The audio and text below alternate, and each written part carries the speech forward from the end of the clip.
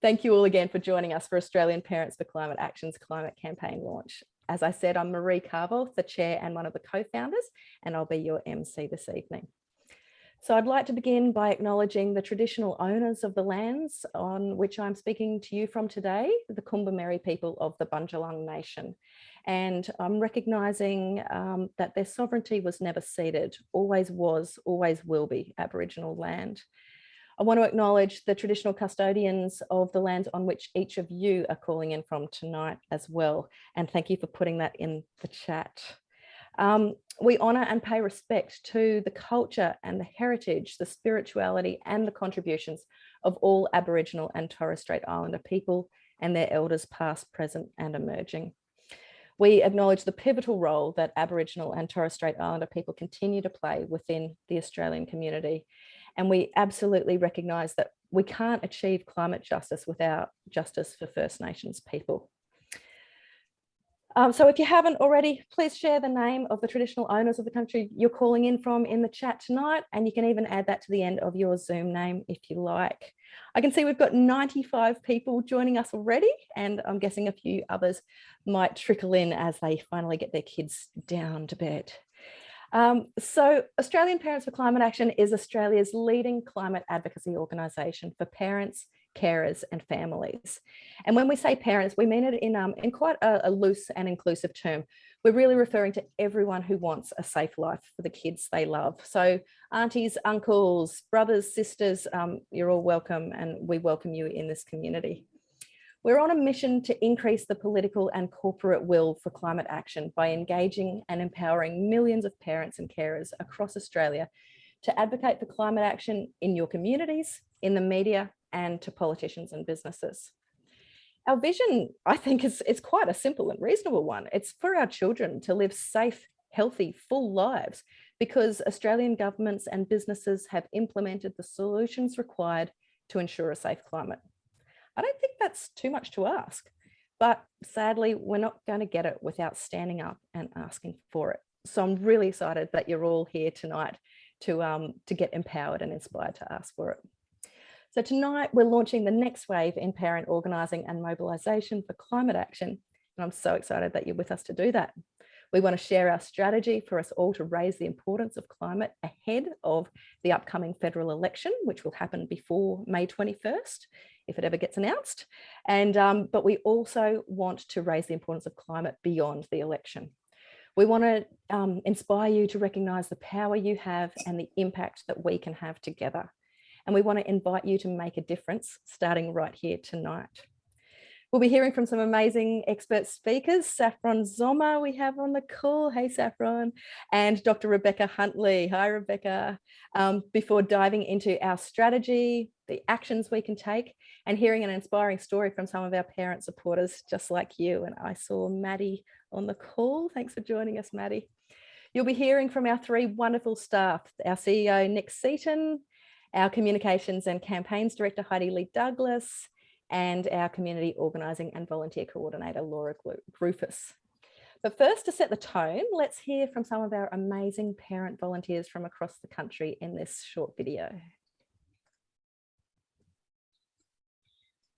As parents, carers and grandparents, we work hard to keep our kids safe, healthy and happy. Sometimes that means championing their needs for them. When they don't get a chance to have a say. The next federal election is just months away.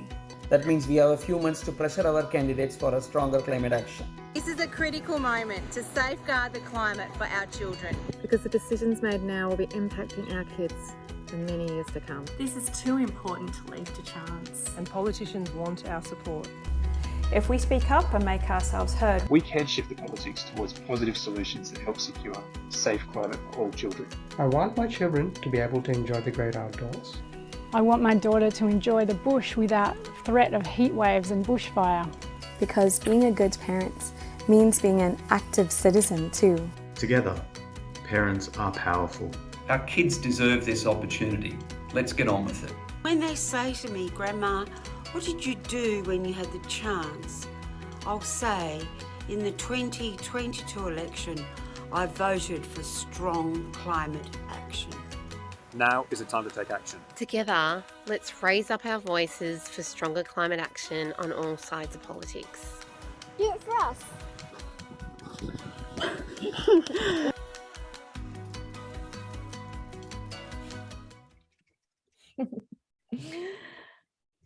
I totally love that video. I'm getting really moved by it every time I see it. I didn't used to have heroes, but now that my son's safety and prosperity is threatened by the inaction of some governments on solving climate change, every single person in that video and every single one of you who's here tonight is truly one of my heroes.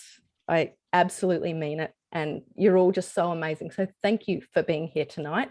We hope you find it a really inspiring and useful hour to keep pushing for a safe life for the kids that you love. So I'd like to introduce our first guest speaker, the dynamite Saffron Zommer. Saffron's the founder and CEO of the Australian Democracy Network, who we're proudly partnered with. Saffron is a lawyer, a campaigner, and a political strategist with more than a decade of experience leading law reform campaigns. But most importantly, in my eyes at least, Saffron's a mum, and she wants a safe life for her kids just like we all do. I first met Saffron when we were both juggling parenting and working from home through the depths of that first year of COVID lockdowns. It was pretty horrendous, hey Saffron? But I truly think that it was our determination to protect our kids and our communities that kept us both working on democracy and climate through these challenging times.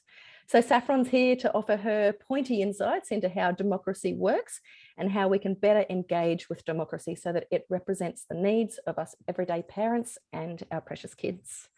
Over to you, Saffron.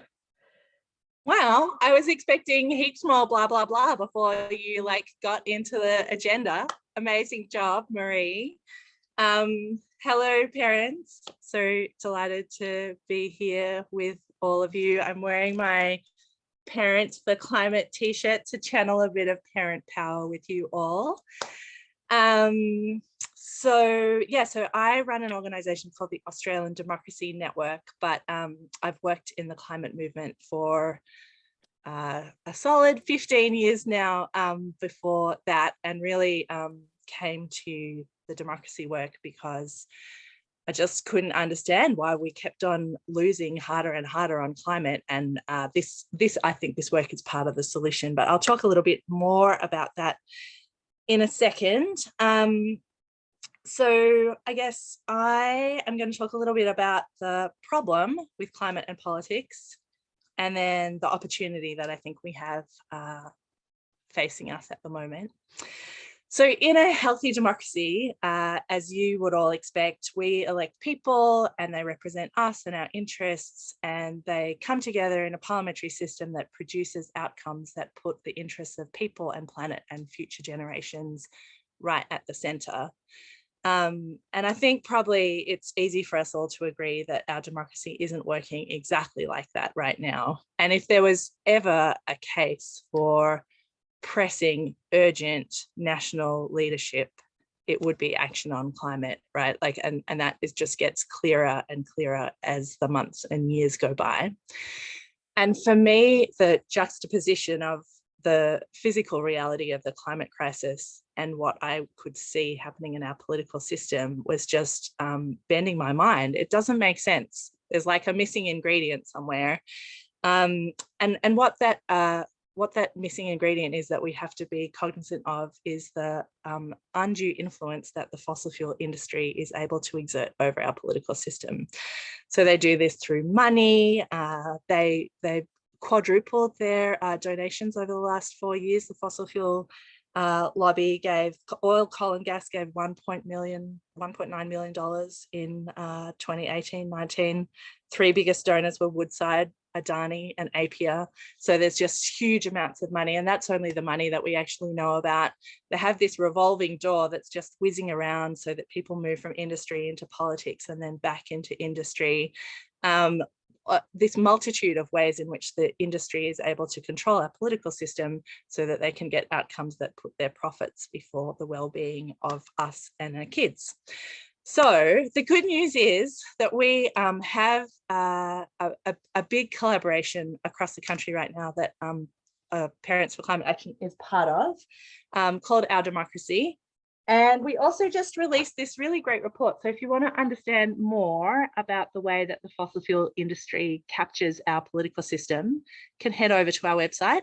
There's an 80-page version and there's a 2-page version, depending on how much time you might have.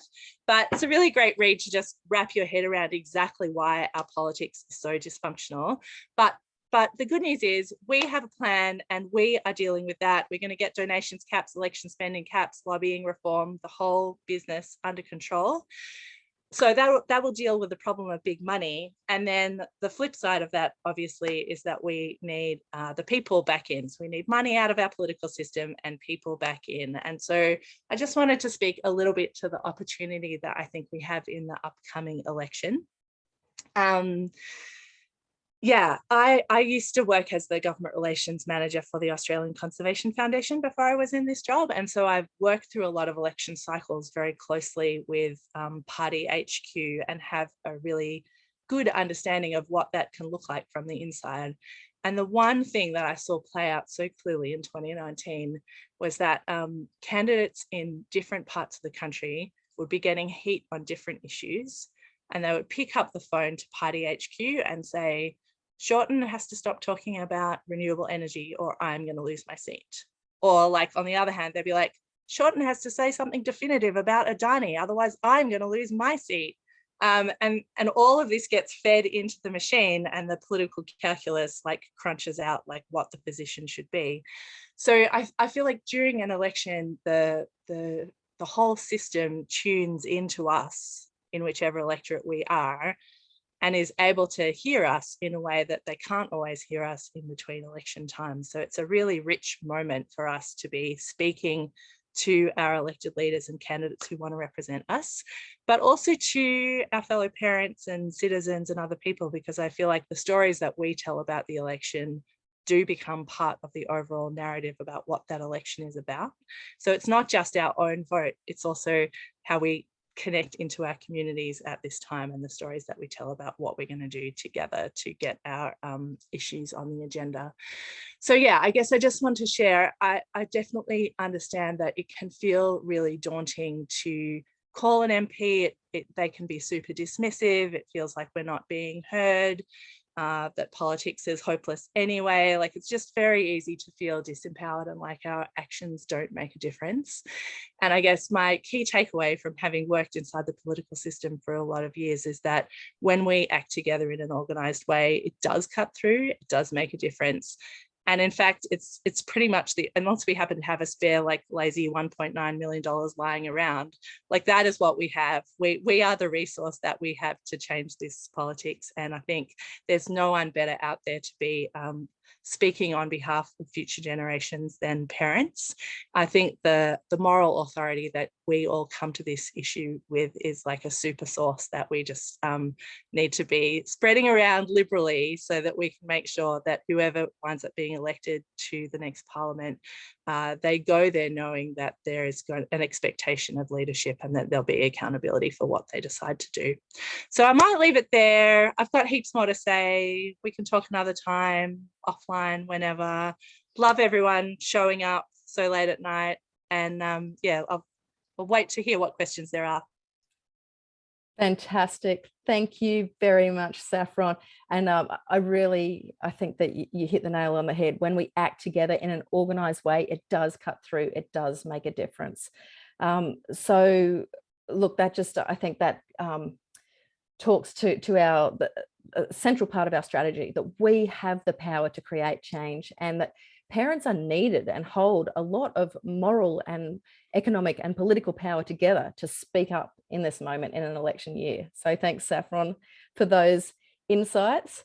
Now, everyone, please let us know any questions that you have for Saffron or for anyone else as we move through the evening. Put it into the chat and we'll get to some of them later on.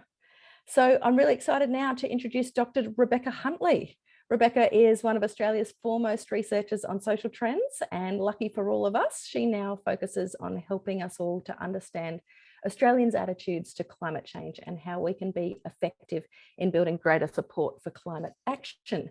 Rebecca is the author of this great book, How to Talk About Climate Change in a Way That Makes a Difference. If you don't already have it, I highly recommend getting your hands on a copy.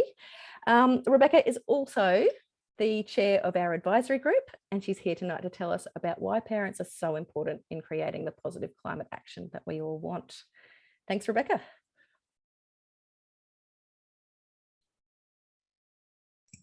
Thanks so much. It was terrific to listen to Saffron, and I'm so glad that Australian Parents for Climate Action invited her to speak and to be really the first speaker other than Nick this evening, because in the social work that in the social research that I do, it's not that people don't think that climate change is happening, aren't worried about it, don't think that something has to happen. They've just seen the destructive nature of the climate wars and of the last 10 years, and they're starting to lose a little bit of faith that particularly federal governments not can do something, but will do something. So there is a larger question about people's faith in democracy and people's sense that our elected representatives will do the right thing. So as part of, the Improving Our Democracy project is interwoven with our climate action project. And I don't mean to be skeptical. I'm not skeptical. I'm actually pretty positive, because I actually think that I absolutely believe that small, motivated, focused groups of people can change things.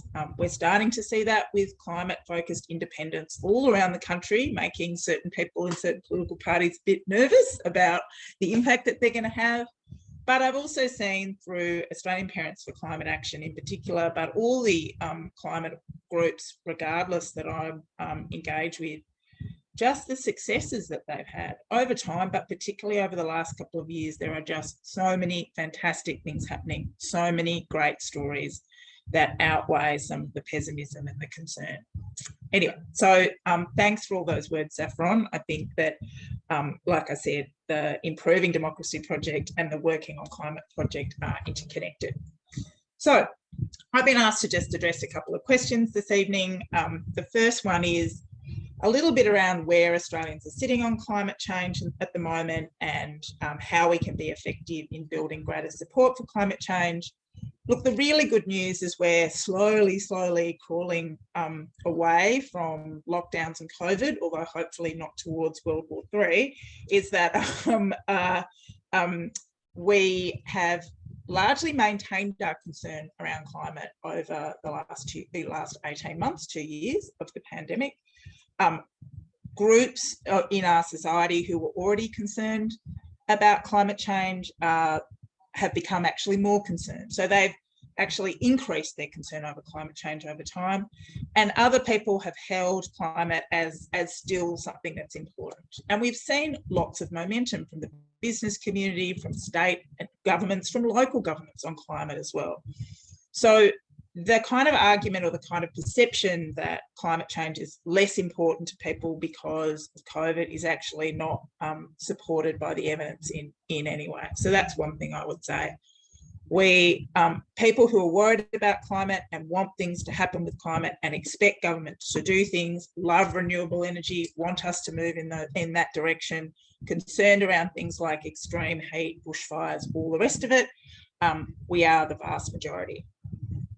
Why might parents be trusted messengers? And that's a really important thing. Just generally, you know, everybody's concerned, but who do they want to hear from? And why might parents be really well positioned there? Well, look, again, let's look at the evidence.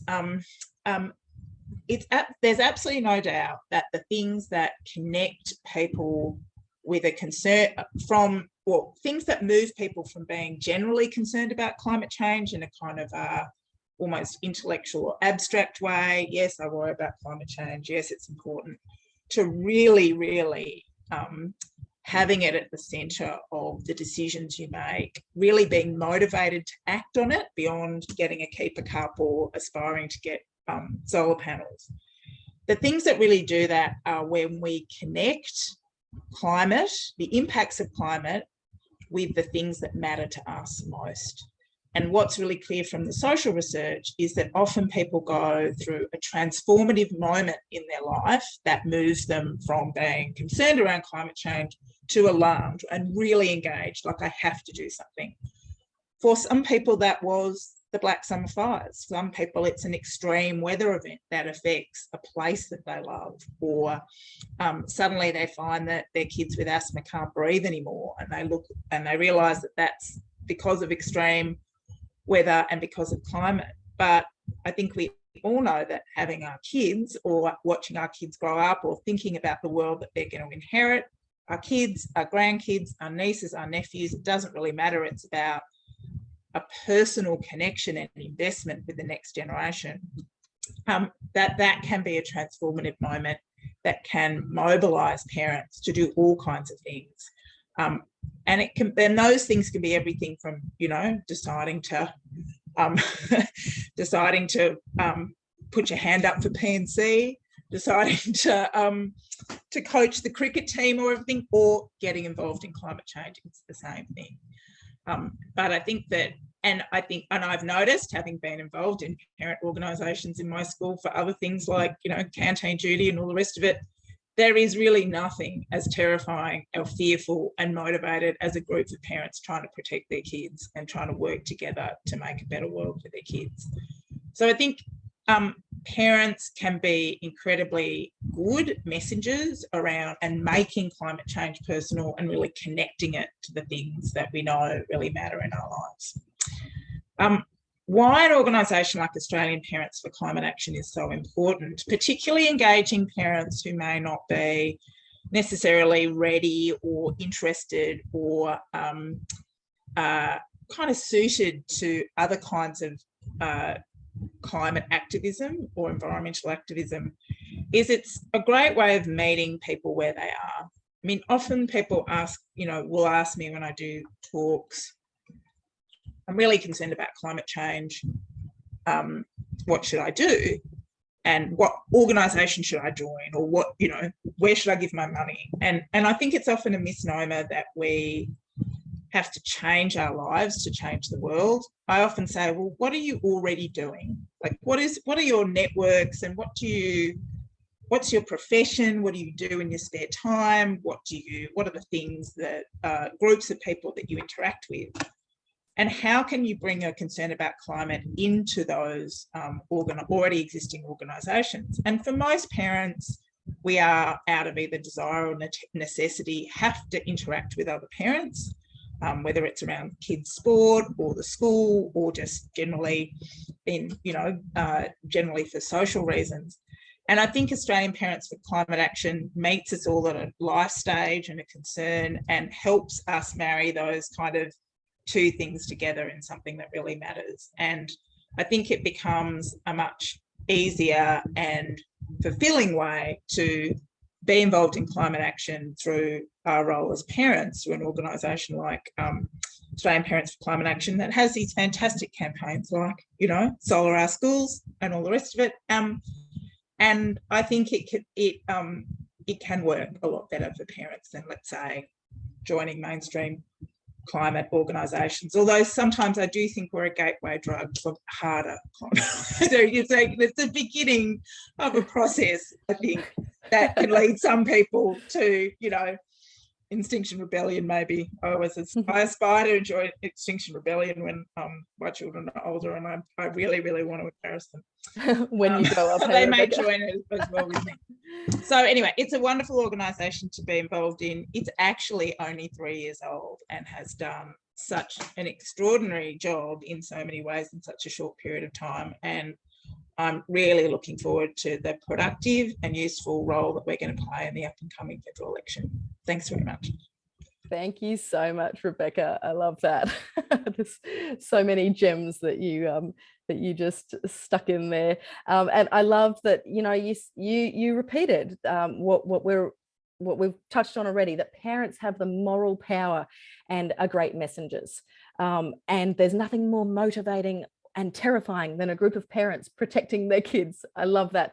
And I think that you're absolutely right. We're driven by love And that really drives a deep determination and a power that no matter who we're speaking to, you can't argue with the desire to protect your kids.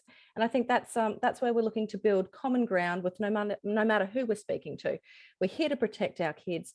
We're here to act out of love, and we want a safe life for them. So what can the person who you're speaking to do to help contribute to that safety?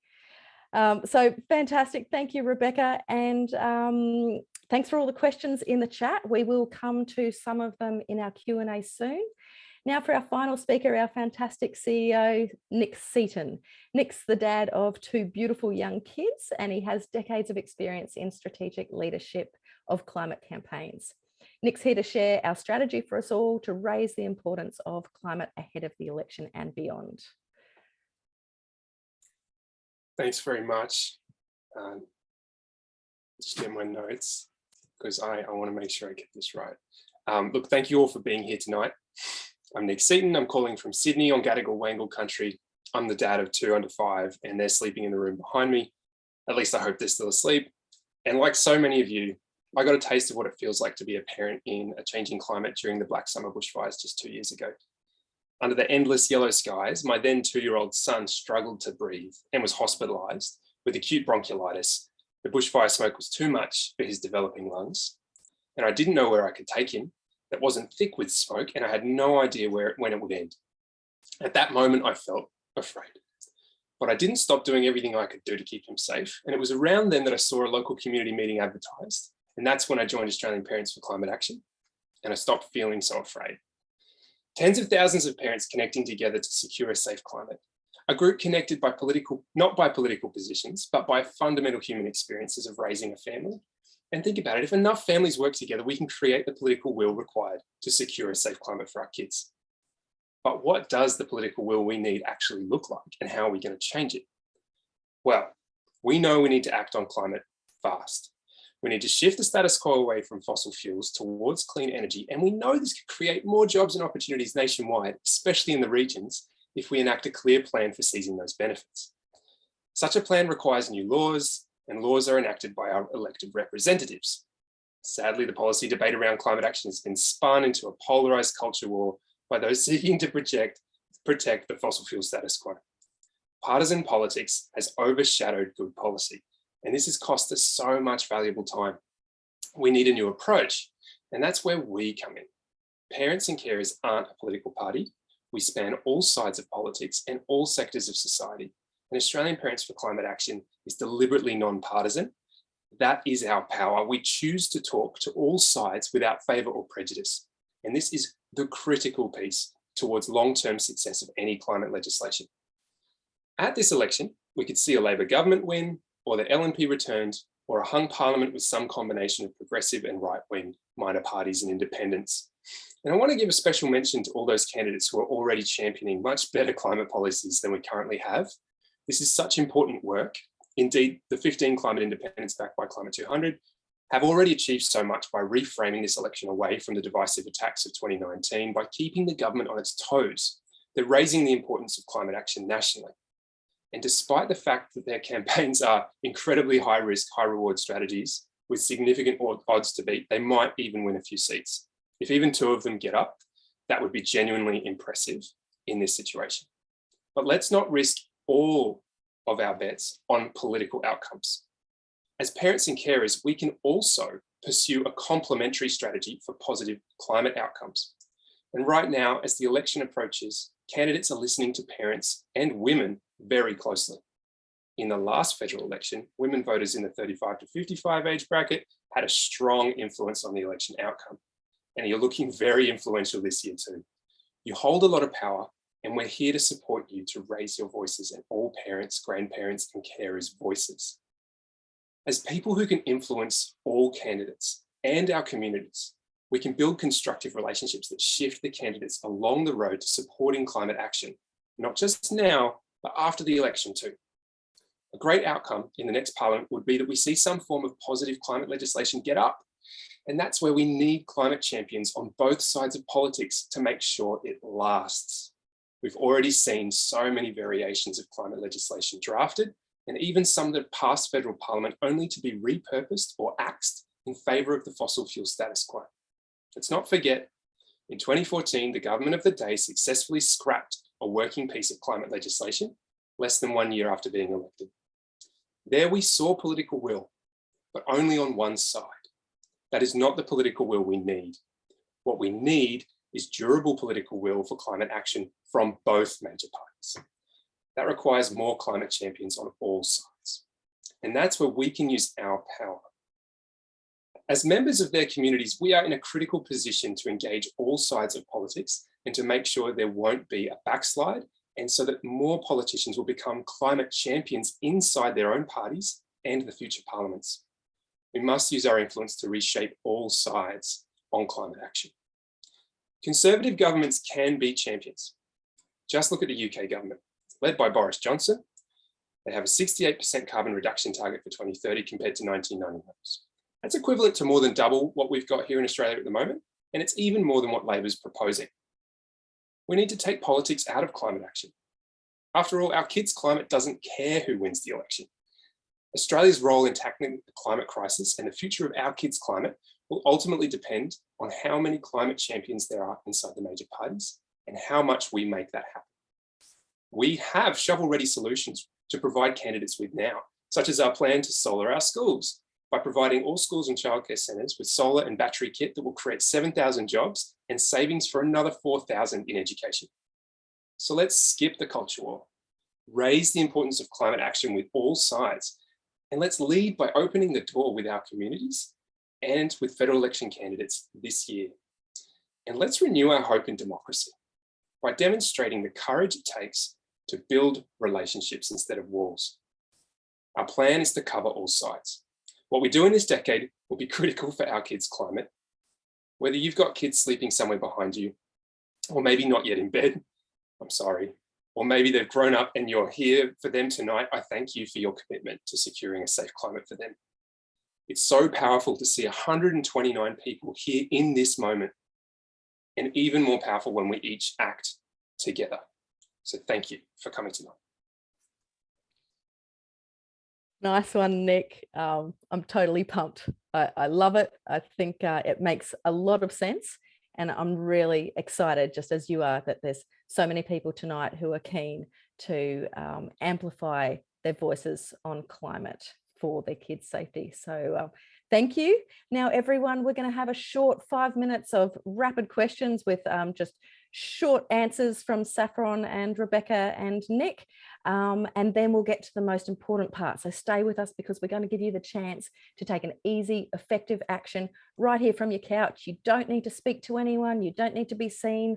So you can stay comfortable and make a difference in this hour that you're spending with us. So let's get to a couple of those questions. Now, we've got a question from Yeshe Kolova. I'm sorry if I'm pronouncing that wrongly.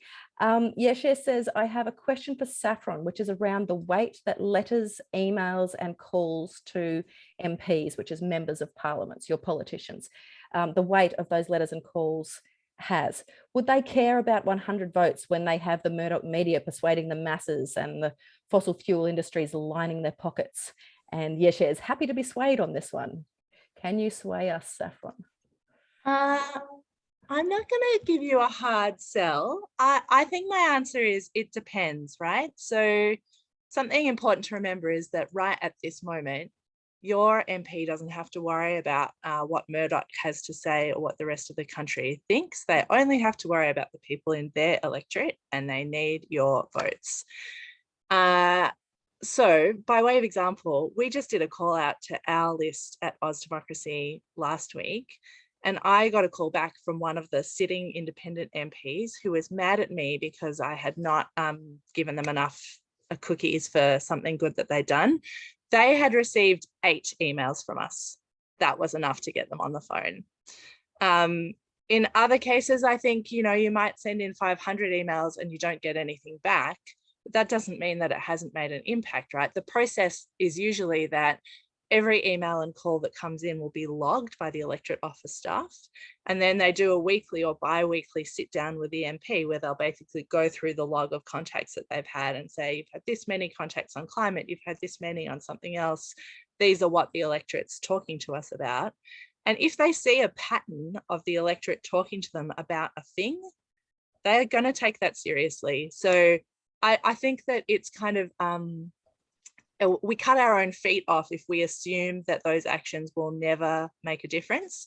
If they're part of a campaign strategy that is going to be rolled out over a period of time, they can be incredibly effective.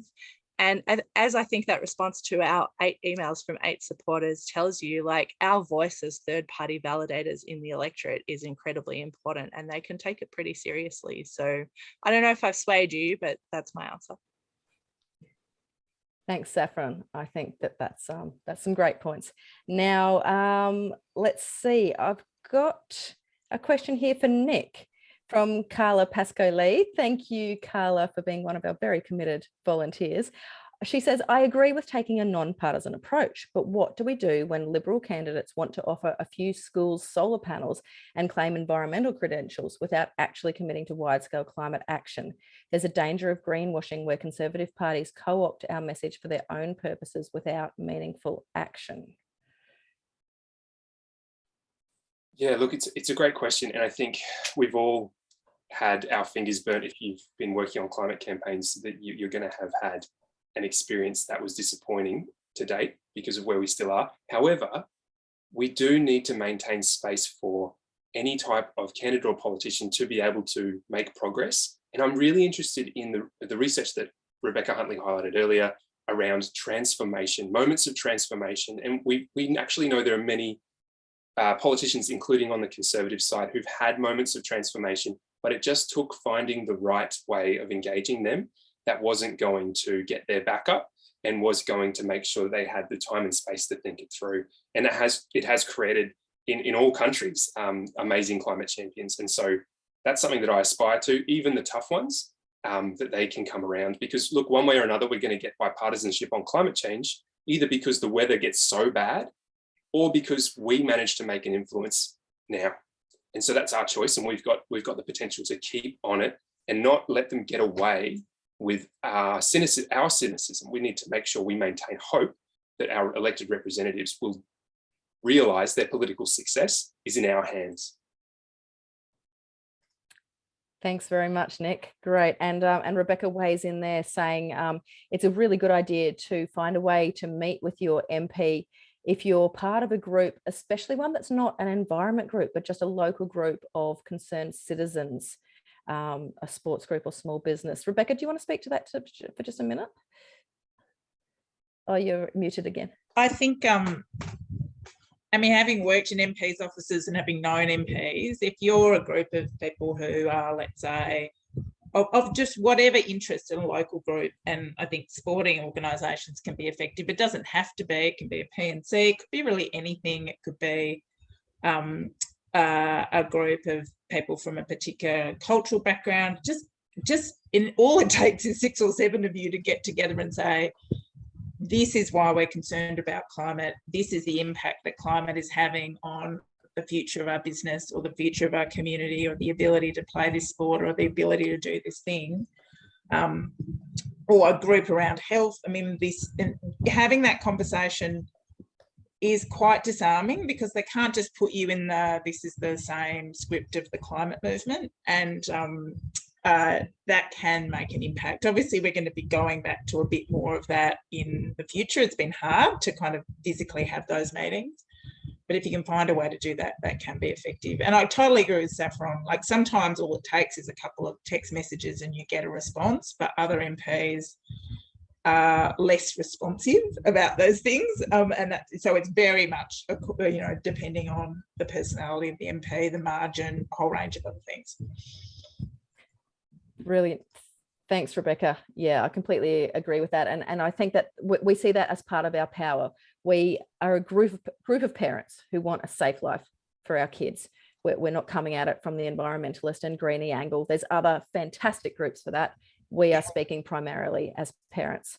Now, there's so many great questions in the chat. Saffron is answering some of them directly. Rebecca and Nick, please feel free to weigh in and answer them directly as well. And we will have some more time to come back to a few more questions later. But I don't want you to have a later night than you're already having. So let's keep moving on.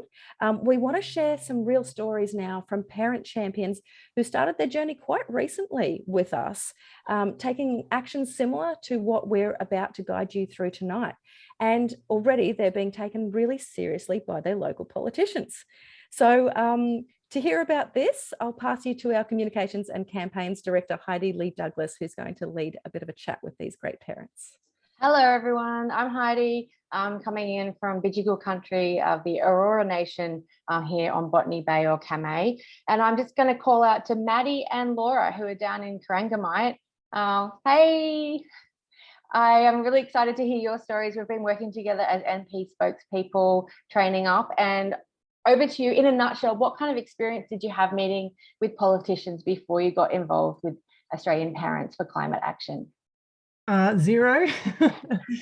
The closest I had come was to send emails, usually, you know, kind of campaign generated emails through other groups, but then one to a local state MP about some climate issues and feedback on their newsletter and what was missing from it, and was surprised to get a response on that. But in terms of even thinking that it was possible to meet with them in person, yeah, no experience until I met Laura.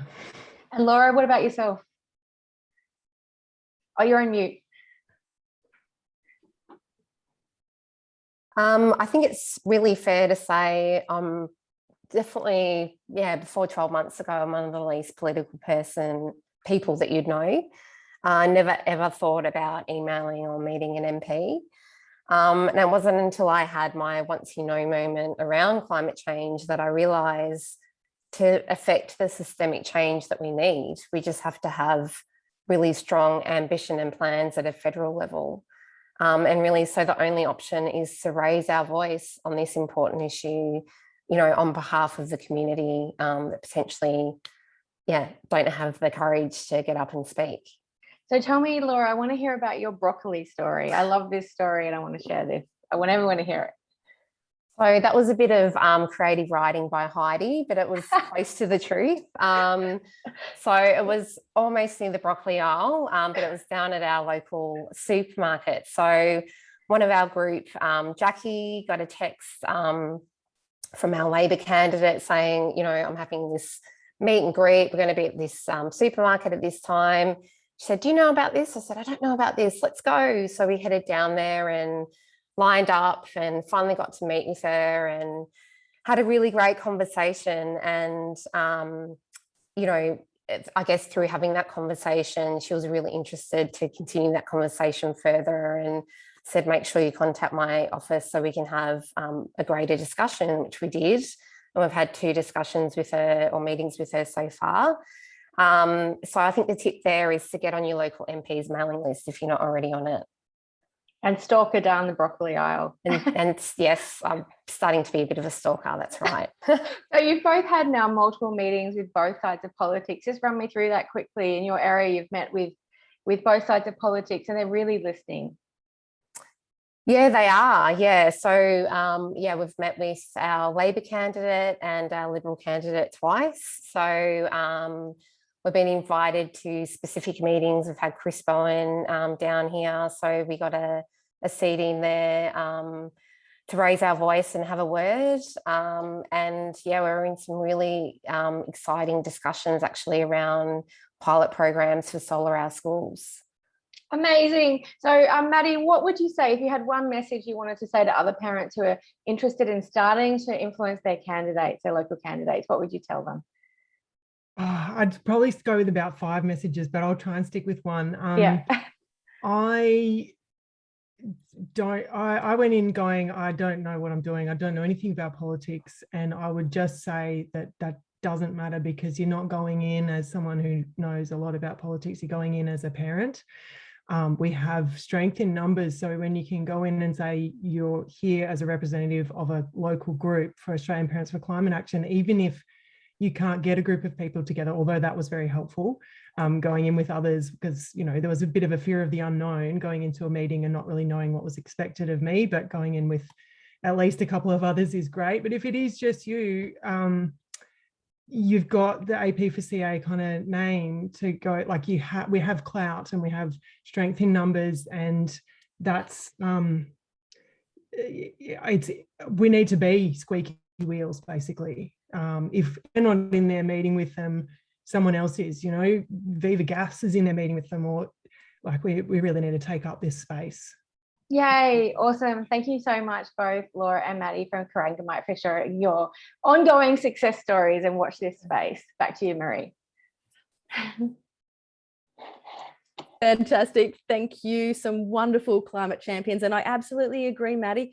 We don't need to be experts, do we? We need to be experts on wanting safety for our kids and expecting that our elected representatives take action to secure our kids' safety.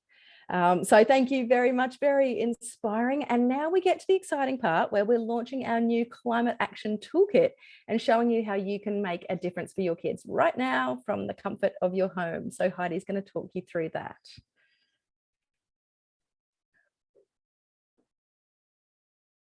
Heidi, I think you're muted if you've started talking.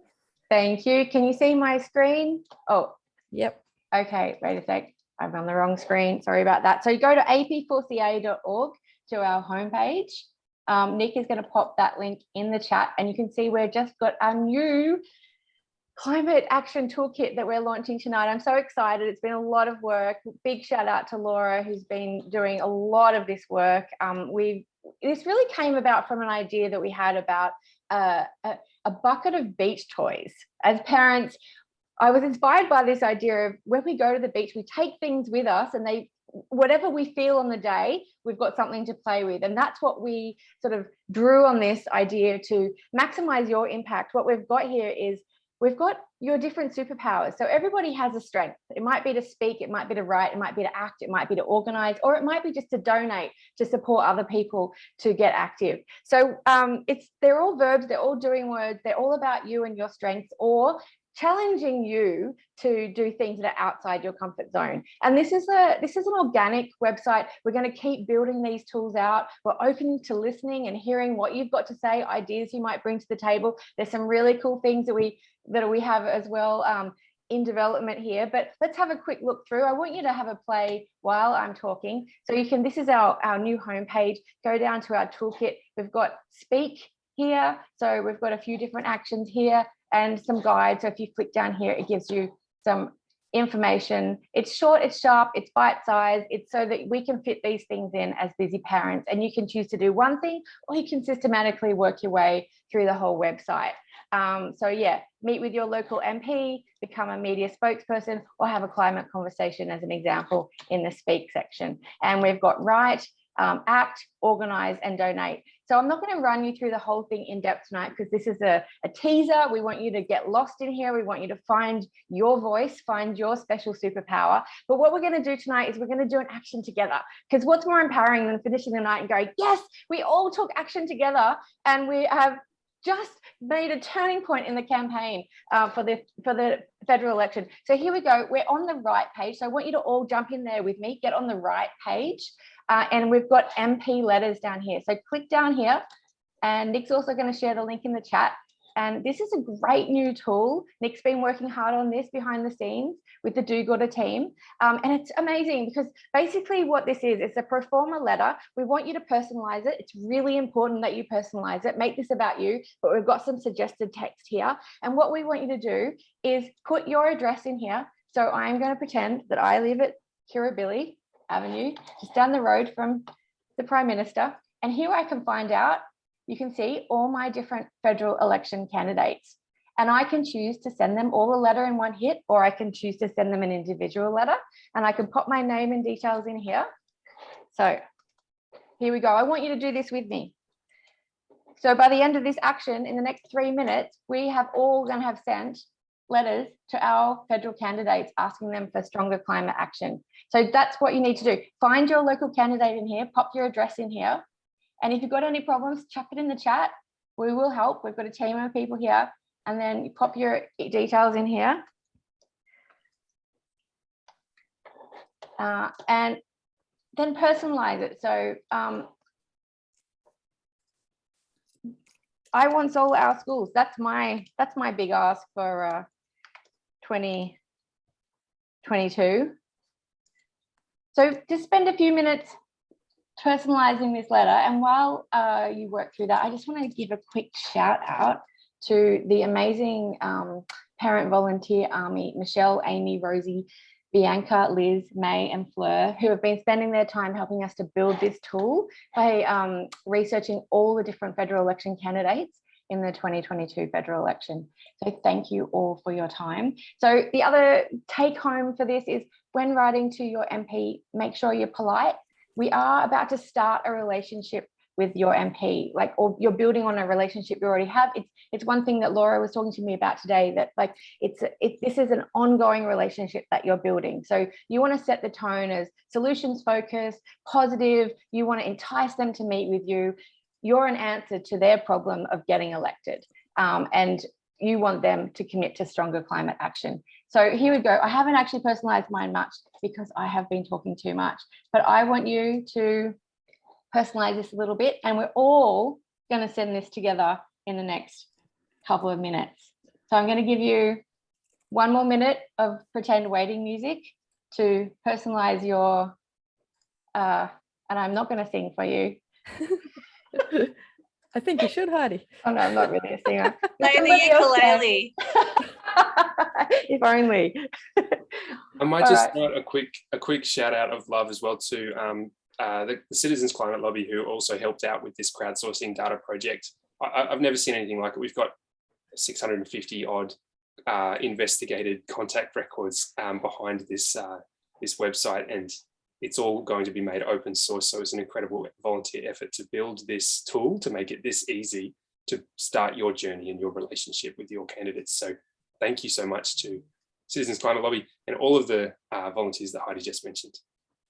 So we're ready. We're all going to hit send together, and then we're going to see up here in the email sent, we're going to see hopefully 120 emails sent to MPs and candidates around the country. So actually on this one, I will personally have sent 1, 2, 3, 4, 5.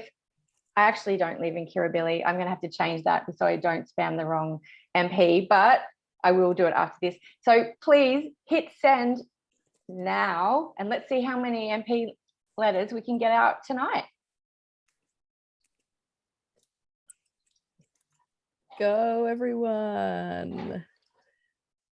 That's awesome. Thanks, Heidi, for coaching us.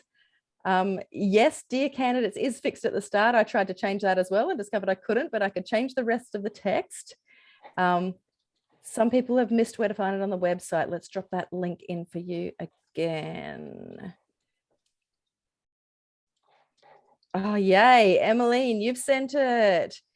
Do people want to give us a bit of sent if you've sent it? Alicia's going to write the letter as soon as she's got the baby down. We understand that one too, Alicia.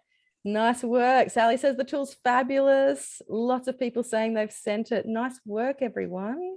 34 emails sent already. 34 so far. Let's see if in the next 5 minutes before we say good night, we can push that up to double that number. Let's see if we can do it.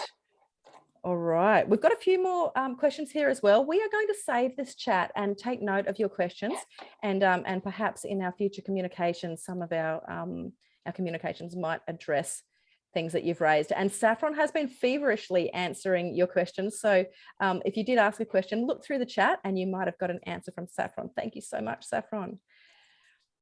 All right, well, look, we might have run out of time for any final questions. Let's see. Let's grab one more question. Which question do we want to grab, Laura? I am just looking for my questions document, which has gone AWOL.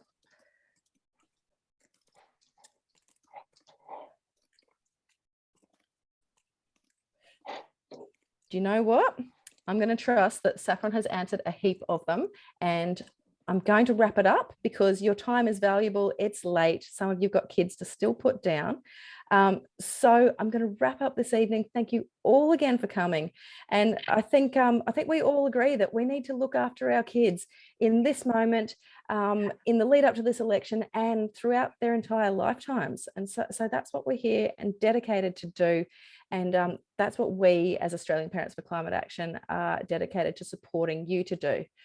So as Saffron and Rebecca and Nick showed us, that means we need to be engaging in democracy and playing our part as a powerful group of parents to raise the importance of climate, to change the politics and to protect our kids. And all of you here, as I said, you all really are heroes already, and you can continue to be heroes for your kids. By sending that email to your candidates, you've just notched up another notch on your hero belt. So congratulations to all of you. We're here to support you. You don't have to be an expert. You just need to be able to say that you're a parent who wants a safe life for their kids. So please look out for the follow-up emails from us. Reach out to us by email or socials, and let's get climate action on the agenda of every politician and candidate wanting the honour of representing us.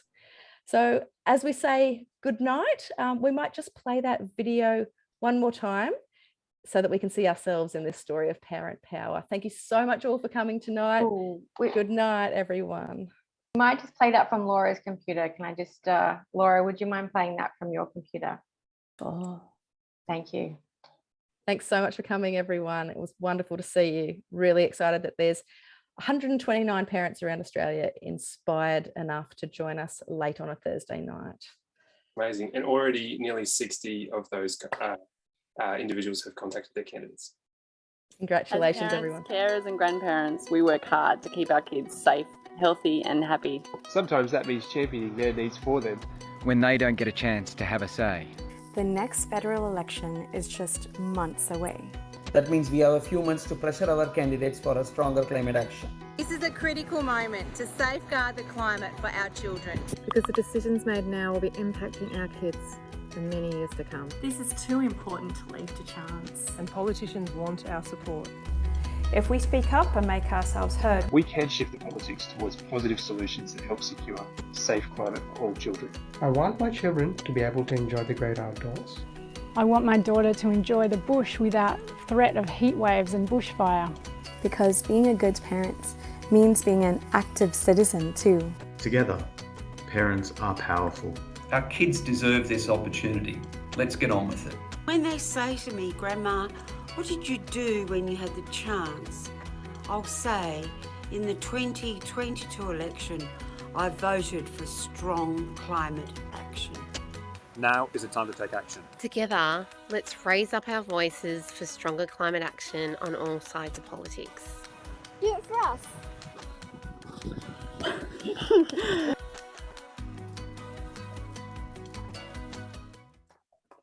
Thanks so much, everyone. Really wonderful to see you this evening.